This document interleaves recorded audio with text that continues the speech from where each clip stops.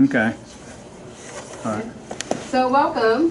Tonight we'll be talking about Chapter 3, Encumbrances on Real Property. And so if you will all turn to page 46 in your book. We'll get started here. And so I like to call this National E-Day, which is like the 3 E's. And at first, when I was preparing for the class tonight, I thought about, you know what, I'm going to make you general encroachment. I'm going to make, you're going to be sergeant, easement. And so I had all kind of fun names and titles and things for us today. But I think I'm going to be a little light on y'all, but we will have some fun later on, just a few minutes.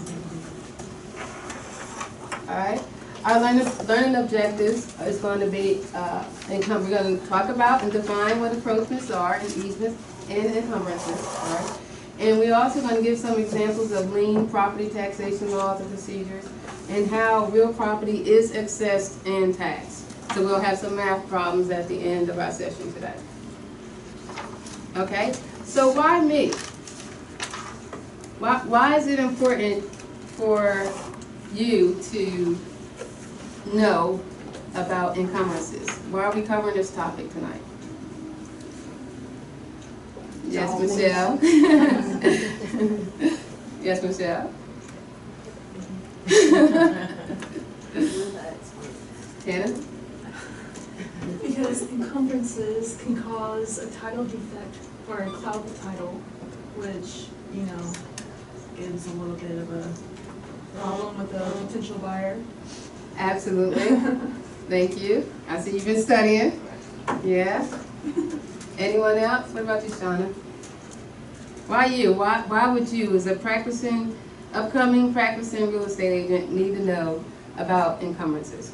To make sure that, because my buyers don't know, so I need to educate them. So that means I need to be aware so that I can educate them so they can make the best, sound decision. Absolutely, because your buyers will be looking at you as a subject matter expert, correct? That's why you're here. All right? Rarely will we see any real property that is free and clear of any encumbrances. Encumbrances come in many different forms. The encumbrance is the right or interest held by a non-fee owner of the property, such as a lender. Right? And so now we have we have a lender, we have a lender that is a non-fee owner. And what makes a lender a non-fee owner of a property? What type of encumbrance I'm asking? Since you studied Hannah. You said what encumbrance makes them a non-fee holder? Correct. How would we consider a lender a non-fee owner of the property? They have a mortgage, the property's collateral for a mortgage? Absolutely, because the property is collateral for a mortgage. All right. So any claim or liability that attaches itself to real property is considered a encumbrance. I'm fun with this here. But the good news is, and this is not for all of us, we don't have to wait till we die and go on to heaven, but there is light at the end of the tunnel, all right? In other words, when that encumbrance, when that mortgage is paid off, those 30 years or 360 months, or if you sell the property, of course it's clear, but if you were to buy a property and keep it for 30 years, then, and as long as there are no other encumbrances on the property, you have that property free and clear to pass down to your grandchildren. All right? And so next, that brings us into talking about different types of encumbrances, and we're going to start with liens. All right? And a lien is simply a non-possessory charge against a property that provides security for a debt or an obligation of the property owner. All right? So basically, simply put, is a lien is just a let's see.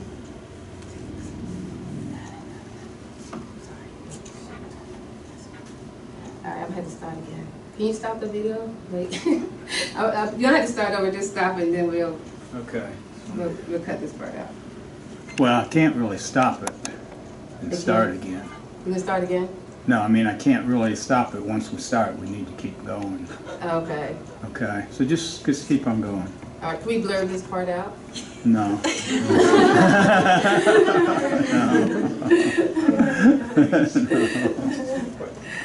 It's just so hard to do with videos. Gosh, I hate videos.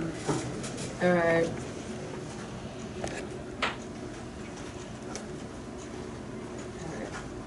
So a lien comes is a non-possessory charge against property that provides security for a debt or an obligation of the property owner, such as the mortgage lien we just discussed. All right, then we have two types of liens. We have specific and general liens. And a specific lien is usually referring to a specific parcel of property, like a home, like an address, right? And they are voluntary, both voluntary, as in a mortgage, right? And involuntary, such as what our state and city and local ordinances impose upon us, such as in real property taxes. Does anyone here own property? Yes? Yes? Yes. All right, so you are aware that there is a lien on your property once the tax is assessed and then it's not paid, you have a lien on your property, absolutely. Just like you say, I own my own home, but do you technically own it yet? Right.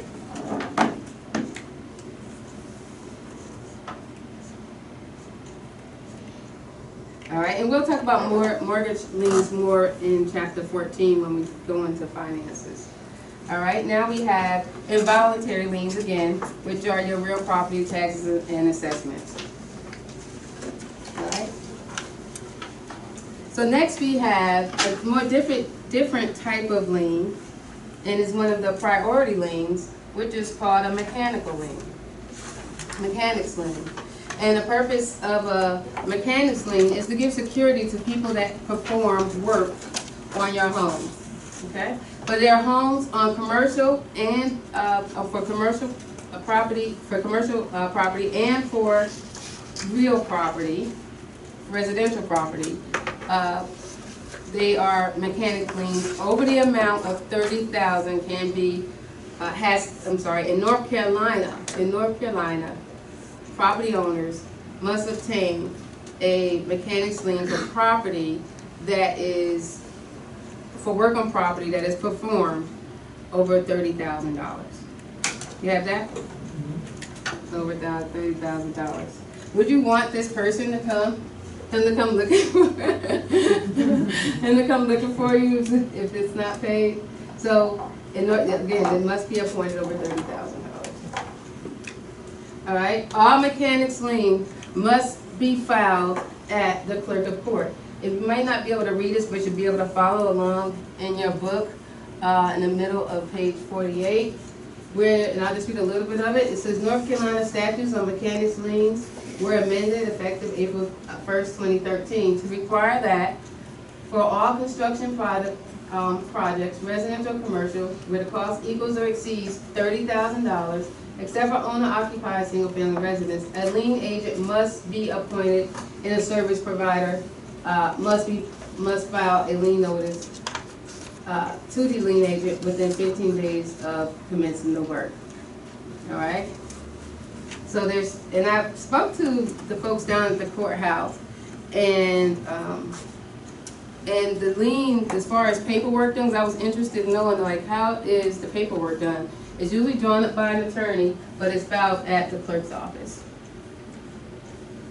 All right, again, it must be filed within 120 days from the last furnishing of the labor or material. So if the contractor did not get paid and want to pursue other actions, he or she must file within 120 days from last furnishing of the labor or materials. Or even if he, just not sure about being paid, he will file. Also backdated. The good thing about that Mechanics lien is one of the priority liens that we'll talk about, but it can be backdated back to the first date of furnishing of the labor materials. Right?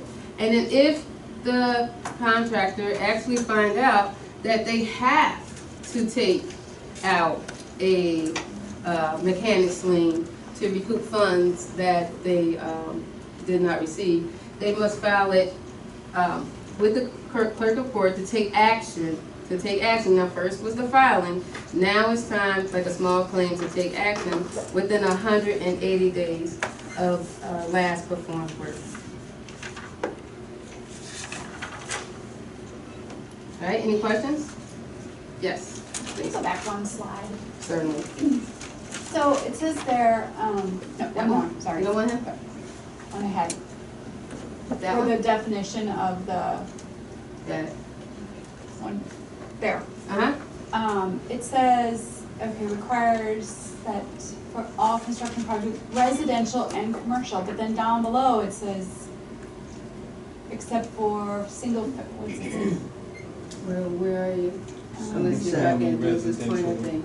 You said for owner occupied, single family residence. Thank you. Correct. So what's the difference? So what, Like, yeah, yeah. Owner occupied single. So if, as a homeowner myself, with my family, we decided to do a project over $30,000. Mhm. Do I need that? Well, that's a good question. So you're asking if you are living in a home and you are having work done over $30,000 in your family, that would be considered owner occupied, right? Yep. Single family residences. Would you need to have that? It's a good question. Well, here's the answer to that.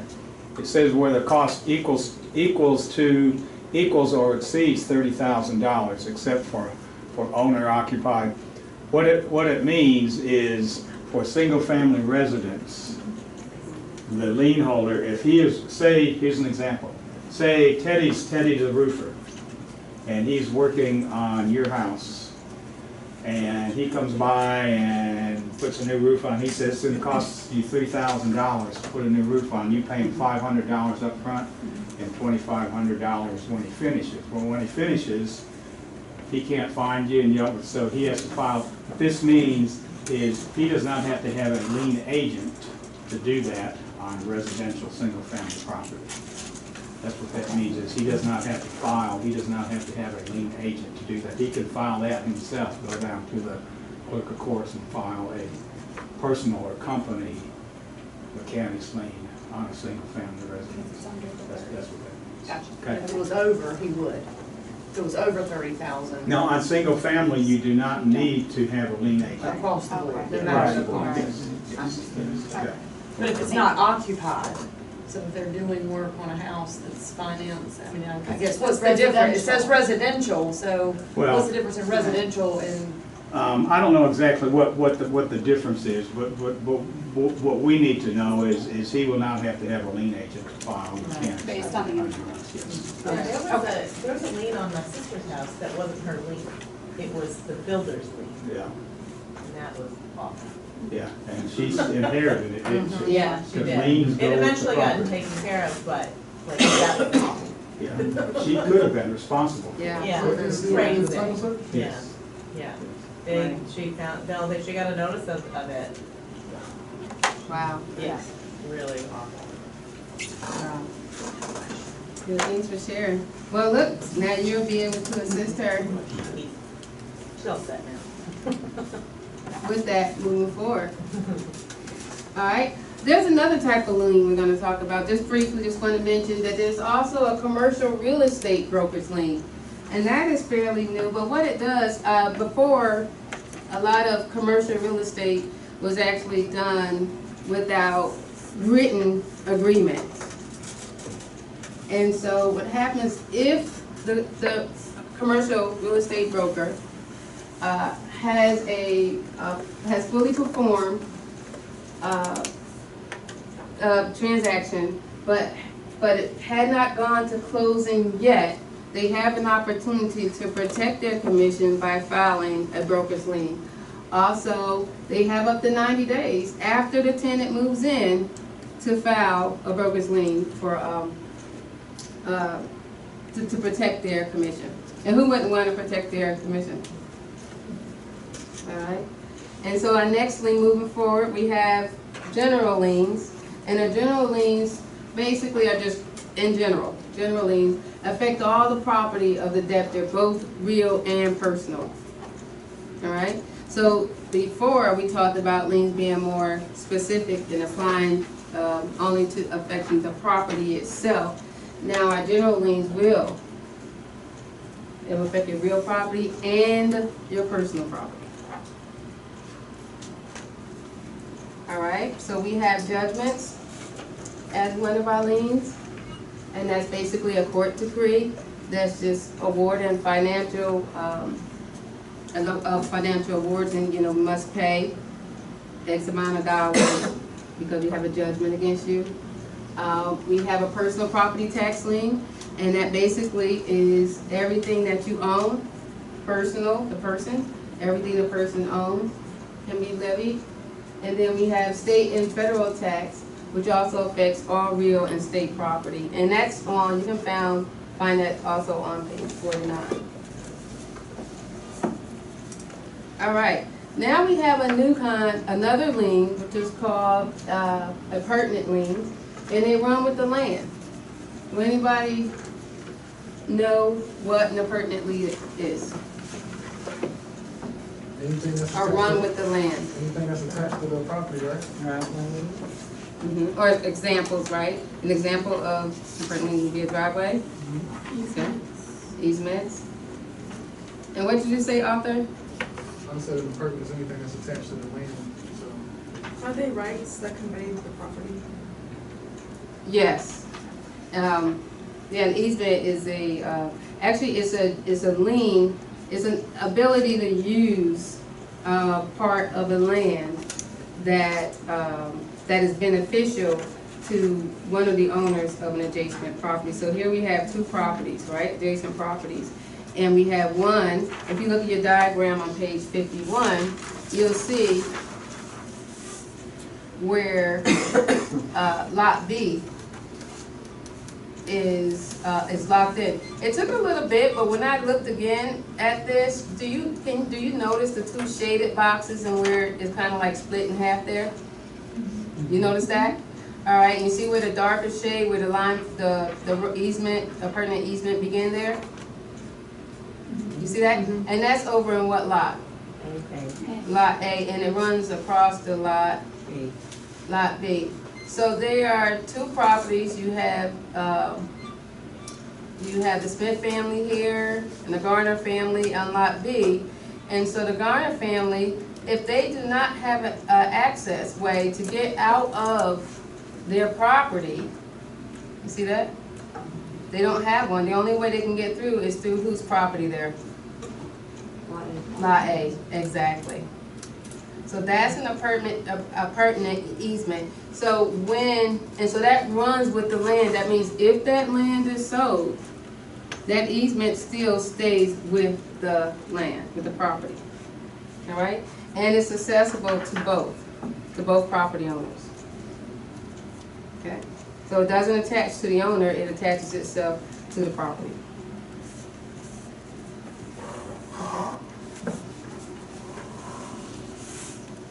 All right, and then in North Carolina too, we have like a pure race system.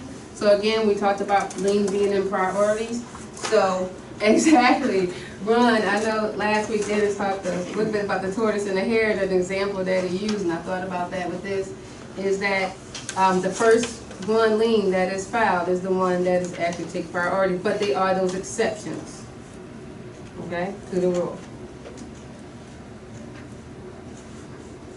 All right, and here are some of the priorities. We have the real property tax, special assessments, which are priorities. We have the mortgage, and liens are done in order of recordation. Liens and judgments, same thing. And then we have mechanics liens, effective first day labor began on materials delivered, right? Deed restrictions, again, on private agreements enforced by private parties. We also have, they're usually imposed by a developer or original owner. And the purpose is to maintain status or value, standards of value of an organization. So we move forward and we talked a little bit about liens. Now we have another type of encumbrance, it's called a restriction. All right. You know, have you ever, anybody lived in a condo before?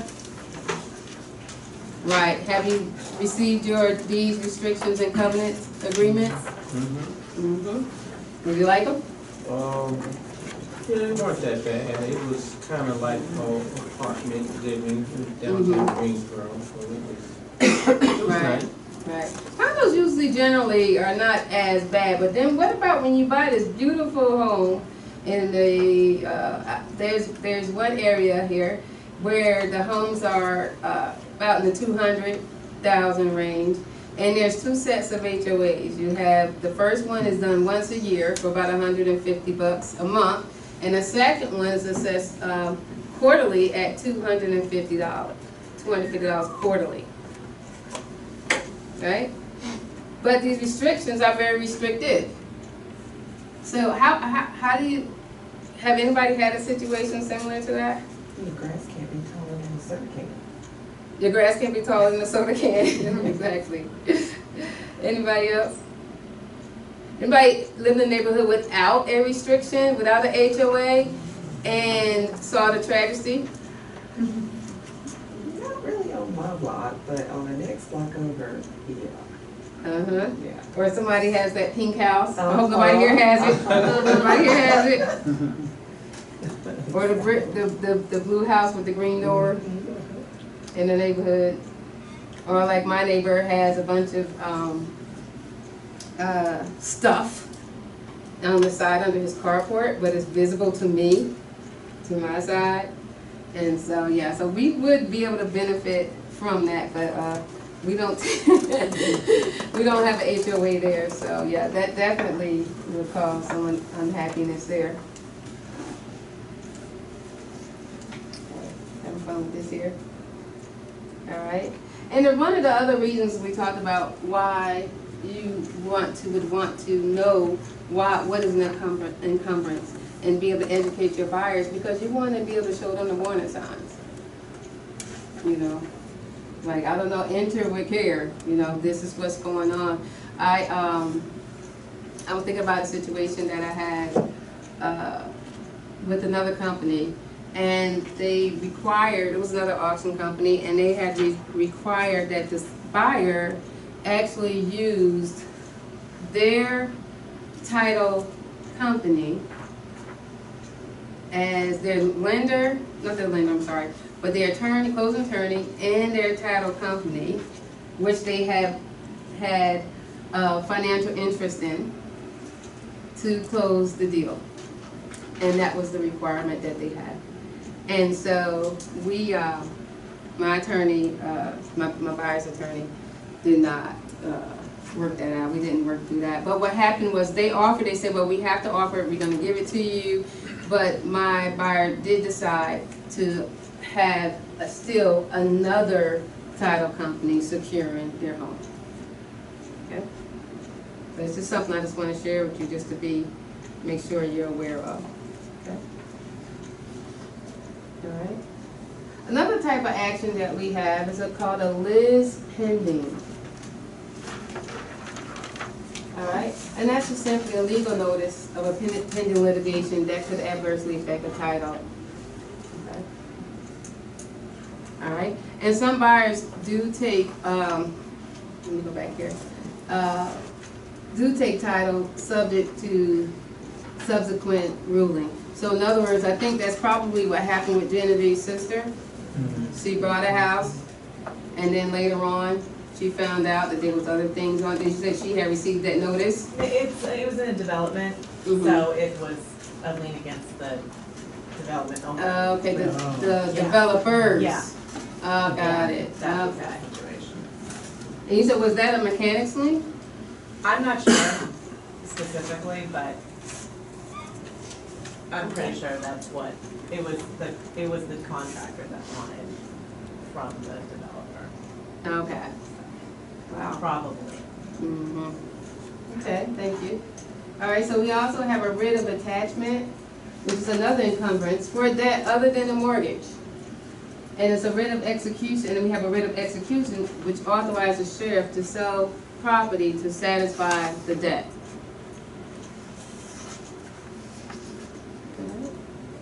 So again, we talked about easements being non-possessory. That means you don't have possession of it, okay? You have a right to use them, but you don't own the land, you don't own the easement. All right. I like the way you see it, the way it is a piece, easement appurtenant. And it actually just dawned on me, the suffix, the tenant part of that. And that's a good way of remembering that there's two. There's two people involved in this. And so you have the two adjacent lots with different owners. You have the easement that runs over the servient tenant like we just saw on page 51. And the tract that benefits the most is called the dominant tenant. And so in this case, which one, and not on that, on page 51 in figure 3.2, which landowner would be considered the dominant tenant? B. And the other servient tenant, because, And so he is serving the dominant tenant, so that's how I would remember it. yes, all right? And it is impertinent, this easement is impertinent to the title of both tracts, all right? So it will run with the land on both tracts. All right, and we're just, come on, we're just moving right along here, Michael. So just catch it. All right, so easements are created and easements are terminated. They could be expressed in writing. We have an easement of necessity, which would be like the one with someone that is landlocked, like we just saw in that big, description. And then there's an easement of, talk about condemnation, and that's when that there is like a house that is, we have, like there's some property, like some work being done over on, it's right off of Old Battleground in Lawndale. And they're running that, what do you call it, a big highway right through there. That's, I think it's supposed to go from here to direct to 85 to Raleigh, I believe, and everything. So there's the easement on that side over there too. But then we have an easement of prescription. So let's talk a little bit about that. The easement of prescription is, anybody here owns land anywhere other than where you living at? Yes, Sean? Where? In Wilmington. In Wellington? Mhm. And somebody else living here? Virginia. Virginia. Is someone living on the property? Not yet, Is it just land? no, there's a house. Mm-hmm. It's right along the river, Capefield River. Okay. Not yet. Is anybody monitoring it? Yes, Okay. The property management or something? no, Family, friends, somebody? yes. Okay. And how about you? Yeah, somebody's living on it. Some Franklin, on the financing. Okay. Couldn't get it, couldn't settle it. So, Okay. On the financing. Okay, and that's what you're doing now? Okay, awesome. All right, so prescription is not like going to the doctor and saying, hey, I'm sick, I need a prescription. But what happens is we have property owners, say like in New York, right? So matter of fact, in our family, my family, we have some property that has been deeded down from generation to generation. And we supposedly had some family members watching over that property because they lived close by or whatever, but we found that they weren't really taking care of it. It didn't happen to us, but that in some other cases, and what I'm saying is, okay, let me stop.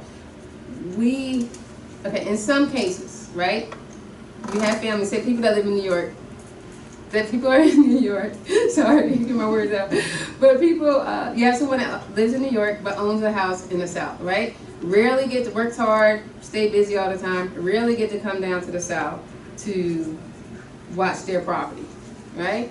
But we have Farmer Joe over there that loves to grow, has his vegetable garden, and he grows crops for a living, right? And so he has taken advantage of the opportunity to use your unused land to grow his crops and to make his money. And he has been doing this for over a period of 20 years. Because after all, you're in New York, you're busy, you work hard. When you're on vacation, you go across the country and not really check on that land. You figure one day I'll come back, I'll live on that land, the land is there. You know, it's his land after all. All right. What Farmer Joe just did, he had created an easement by prescription. And because it was a period, it lasted over a period of 20 years. Right? So now he has access to use your property. He has taken it. He's written his own prescription basically, and have access to your property to make his money off of. And because it was over 20 years that he. That's insane. But on the other hand, if you give someone permission to use it, and it's open and you know it and you're aware of it and it's continuous, it's different. It's not an easement prescription to own that property. But if you're unaware, if you don't know, if you haven't granted that permission, it's there.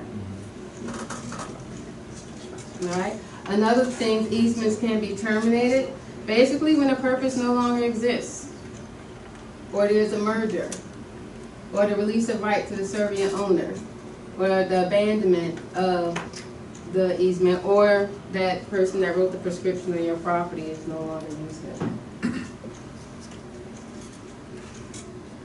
All right. So just reviewing easements, we have the pertinent easement, which benefits the parcel of property. Right.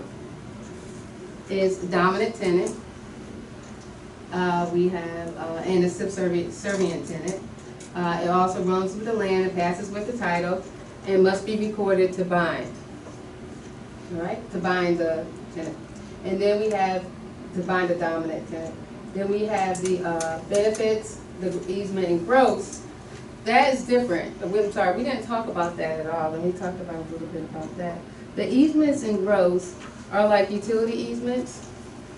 There are easements that benefits the person or the entity, such as someone having a billboard up, or on the bottom of page 51, the second one, you see that there is a easement and growth there, looks like some utility lines or some power lines is running across the property there.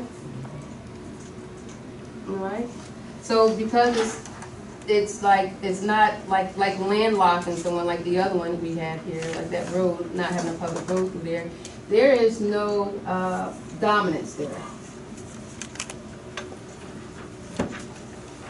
All right, and that easement will terminate upon the death of the easement's owner if the business go out of sale. I mean, the business, I'm looking at this, or it, sorry, it will terminate. Sorry, guys. Yeah, upon the death of the easement's owner, or that business that has one go out of business. That has an easement, they will go out of business if it's billboard or something. All right. A license is a little different. A license is like an easement, but it is not an easement. Actually, a license just allowing you to use their land, say for hunt. You allow someone, or someone allows you to use their land for hunting or fishing or something like that. If that in that matter, all you would have is a license for that. Real fast. All right, so that's easements here. So easements and growth, those tend to be commercial? Easements, right, they tend to be commercial. Most of them are like utility easements, Right. mainly you hear about, or sometimes we have the railroad easements there. Of course, like I mentioned, the billboards, we'll have that, yes.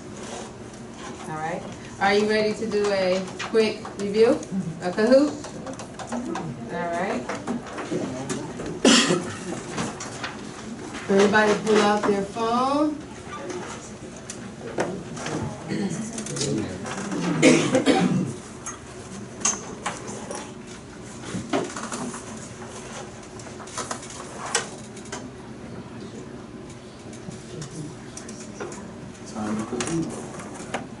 It's time to Kahoot it, so we'll go to Kahoot it.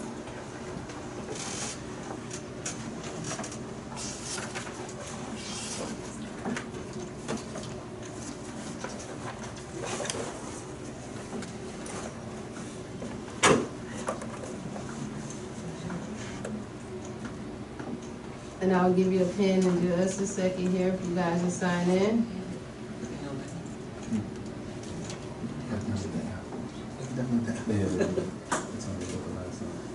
Who was it that won the last time?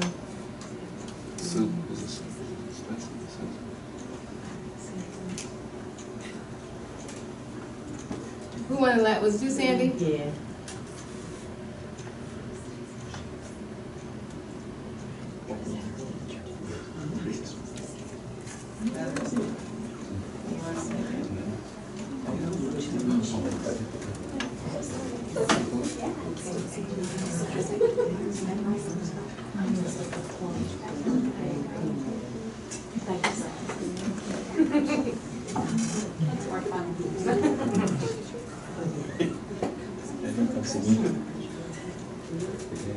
Let's see, so I'm gonna pull up my computer here. So we have a very short one today.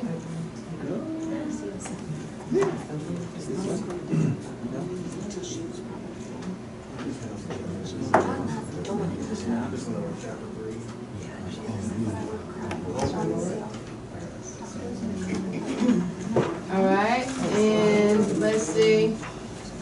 Let's get your games in.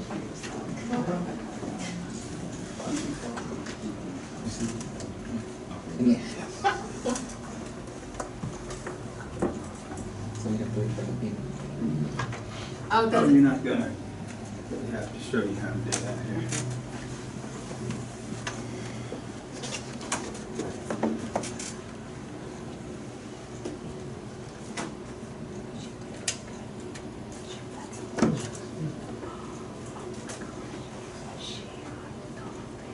Starting narrator. Narrator dialogue. No button. Thank you. Exiting narrator.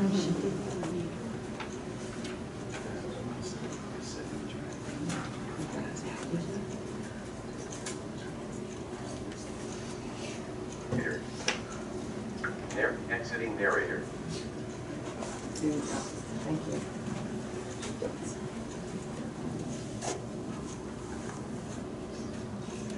All right. All right, there's your pen. It won't stay up, so I'm sure you.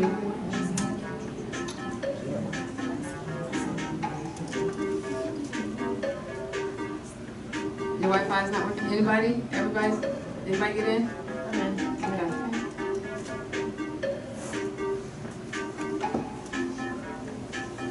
Got 8 people so far signed in.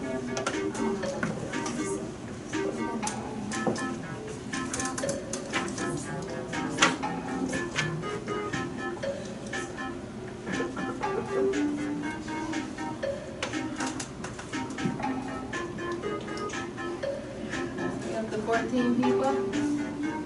Everybody ready? Everybody can get in his in? Anybody not? You still can't? Alright. Sandy, that's one less person you have to worry about beating.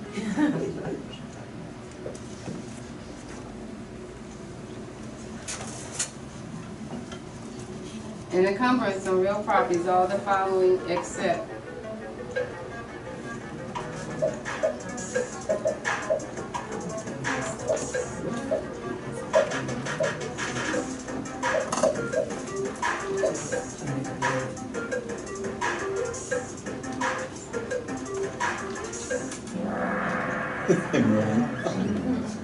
That's fantastic. You got 7 people, is that right? 4 people said restricted covenants.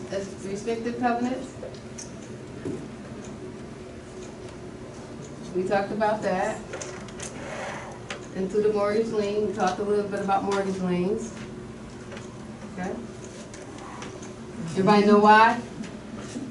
No, yeah, okay. Stacy? All right.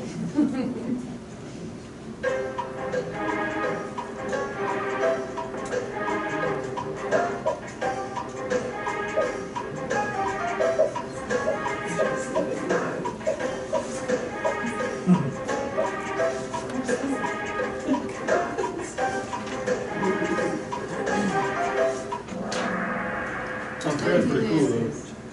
All right. Unfair's cool. Uh, Unfair sounds good. Oh, unfair does definitely sound good. All right, who's Plum? The other Stacy. Okay. So Stacy's our leading.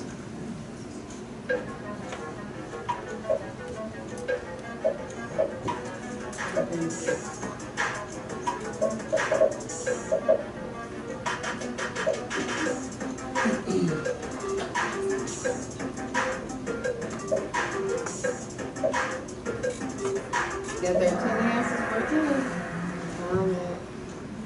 Very good. We have 8, 2 to servant, the apartment. We have 2 for public easement. Very good. Who's King Arthur?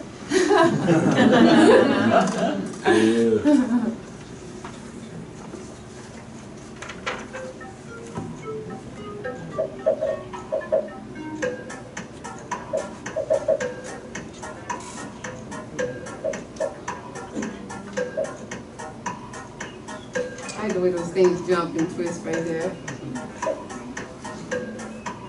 13. We have 1 person. All right. Good job. Arthur's still up.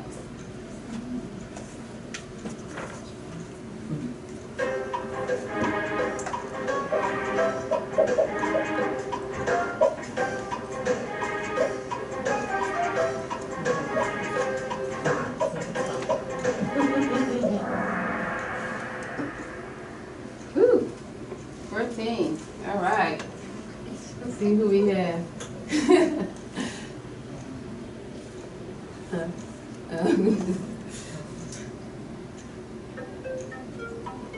So he has to get one wrong then.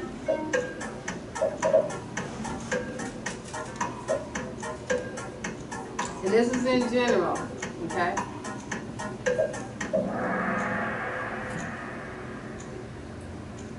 All right, very good. It's greater than $30,000. And then on that note, who put equal to? Somebody want to claim it? Okay. That's funny. All right, King Arthur, you won. Oh, man. Oh no, wait, I'm sorry. We got some more. You in the lead.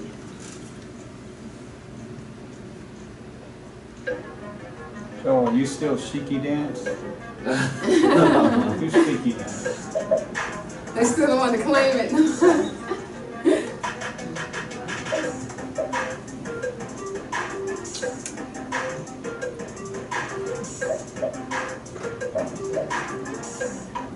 Oh, we got 10 people answered this one. Number 5, in a commercial transaction, a broker can put a broker's lien on a transaction sold or leased if. Number 5, it's in writing. It has to be in writing. Okay, Arthur's back there doing his little. Yep. One left.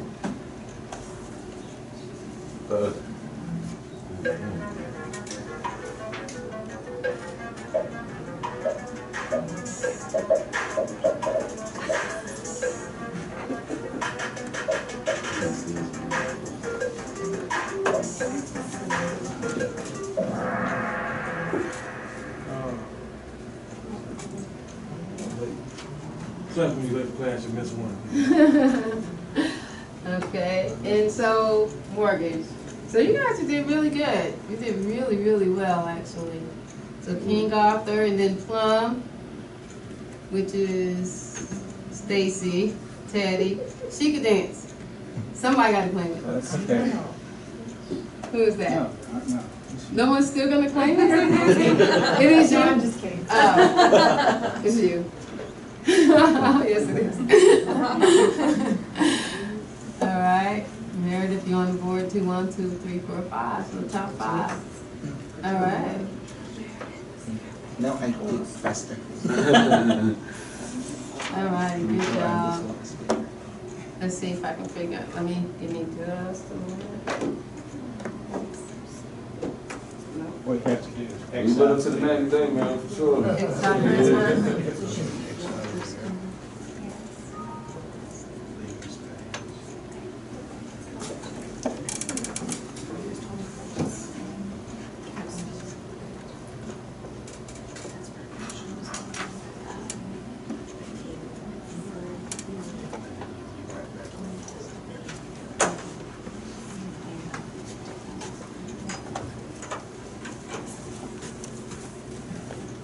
All right, so we talked a little bit about easements, and then we just had a review. Did that help?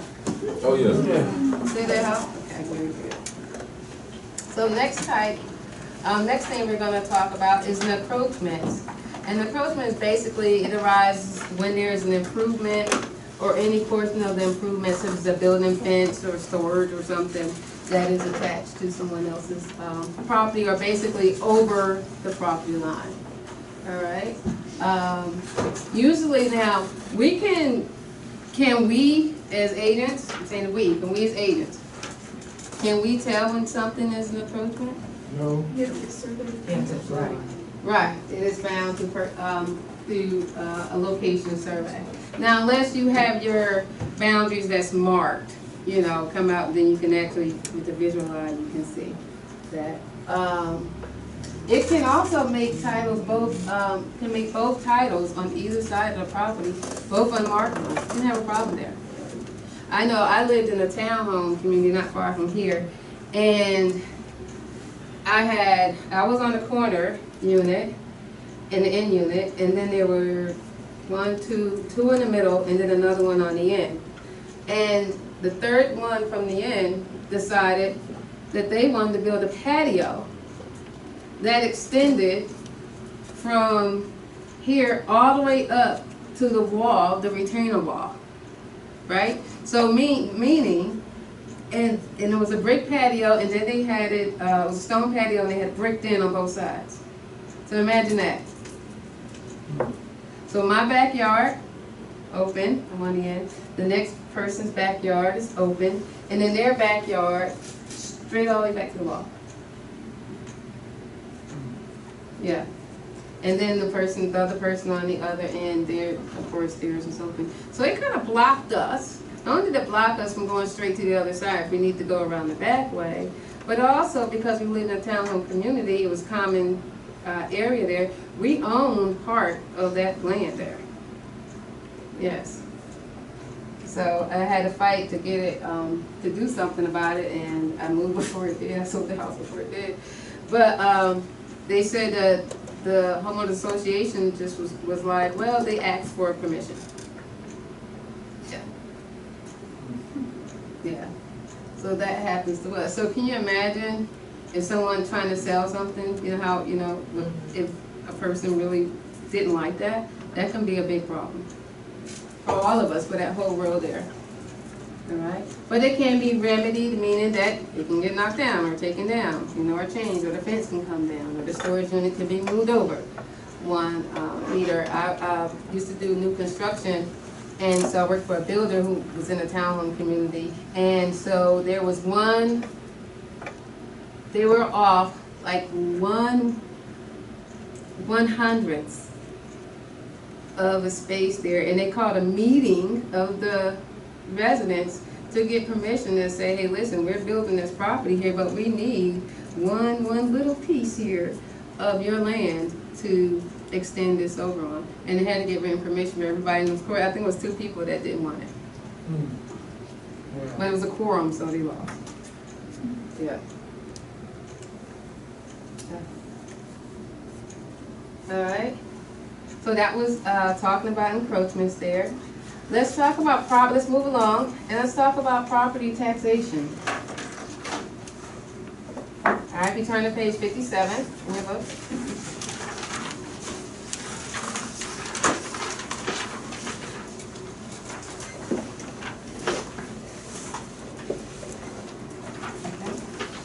So each year, property taxes are legally due and payable on September the 1st. And the type of taxes that we have, one of them is called the ad valorem tax, or the market value tax, right?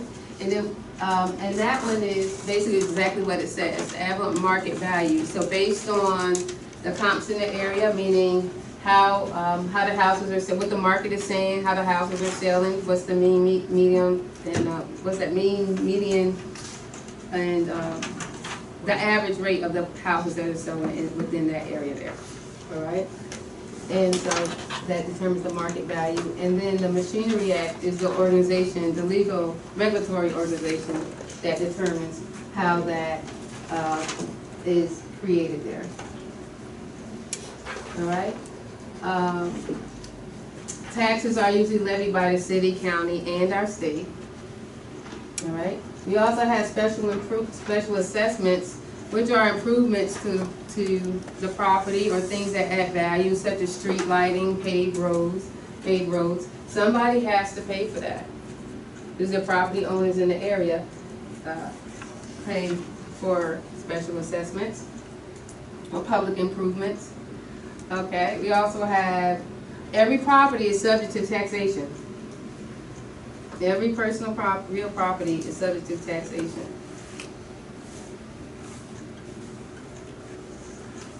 And also taxes are usually assessed, or mandatory assessed every 8 years. It's called a octennial reappraisal.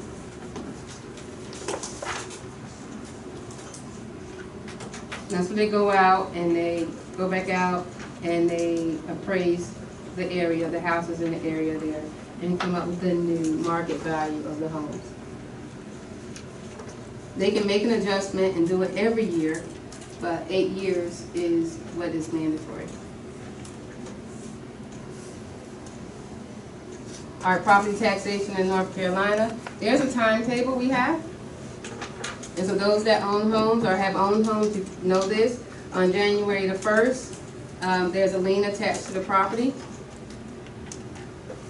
a tax lien. All the notices go out on January 31st. July the 1st, the new tax rate is established. September 1st, the tax rate is, taxes due and payable. If it's not paid by January 6th of the next year, your taxes are considered delinquent. Any questions? Also, it changes in different counties.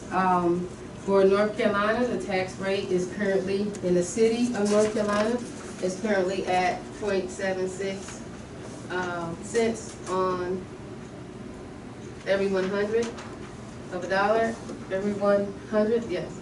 And then 0.51 for the county. It's 51 cents. You add them both, you pay both city and county taxes, you are at 1.27.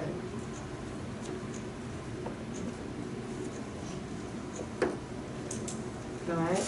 In other states, actually, when they do their assessment, say, I have a house right now that I'm working on selling, and it's priced at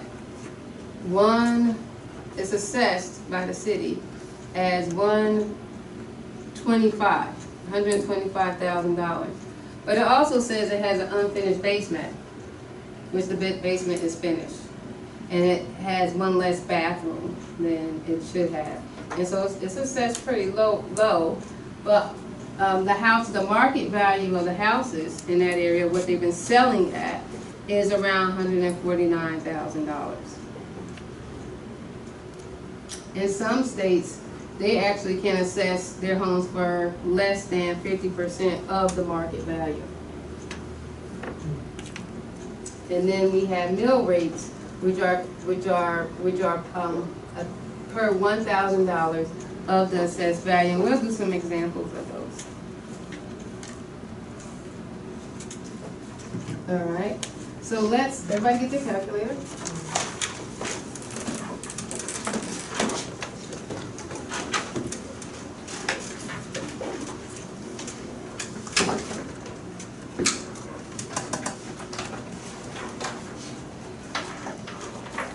All right. And I said it backwards, guys.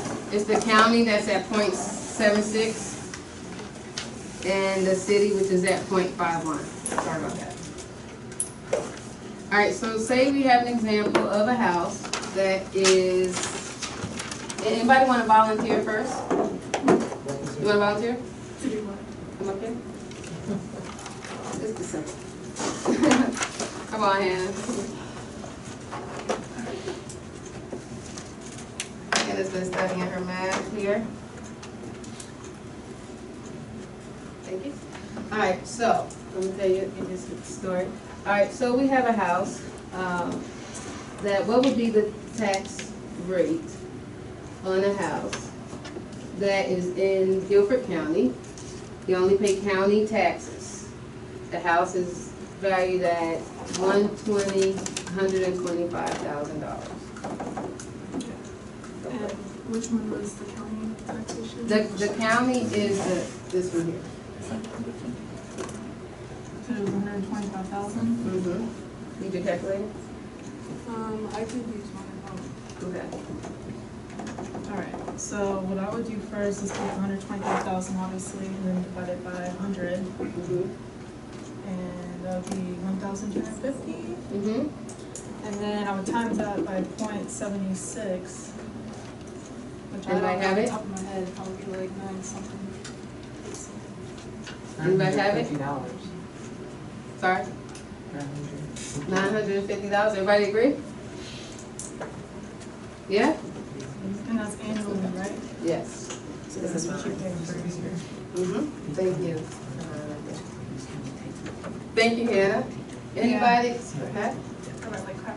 All right. Stacy, you want to throw one? Yeah, you, Stacy. Stacy, you go first.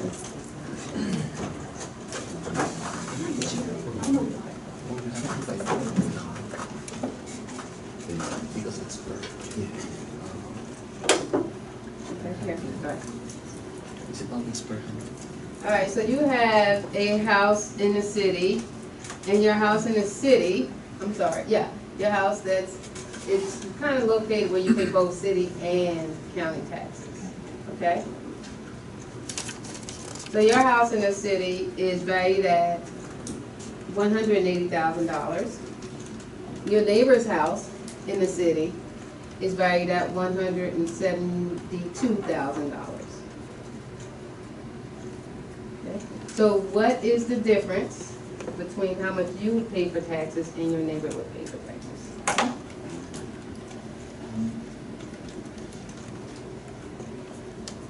I'm dividing both by 100. That's what the mill is based on. And this is my neighbor, right? Correct. And so for all intents and purposes, there's no dividing line between county and state. We have the same rate. Mm-hmm.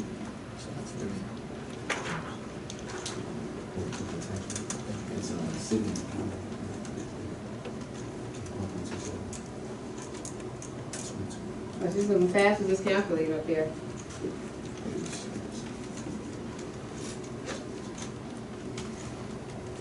$101.60. Okay.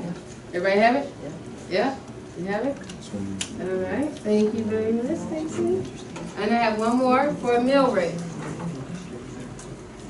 Who wants to give it a try, the mill rate? What was that? 100, okay, good. You got the difference? $101, is that 60 cents? 60 cents. Thank you, Stacy. All right, one more person?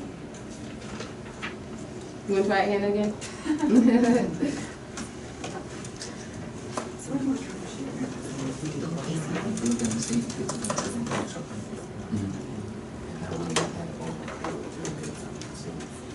Okay.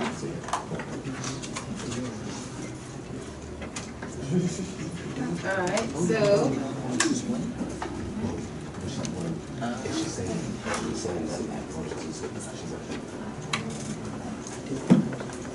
So you bought a property down in Beaufort, South Carolina. Beautiful. Yeah. Beaufort, South Carolina, and say they appraise by the mill rate. Yes. They have, well, instead of a tax rate, they have what we call a mill rate.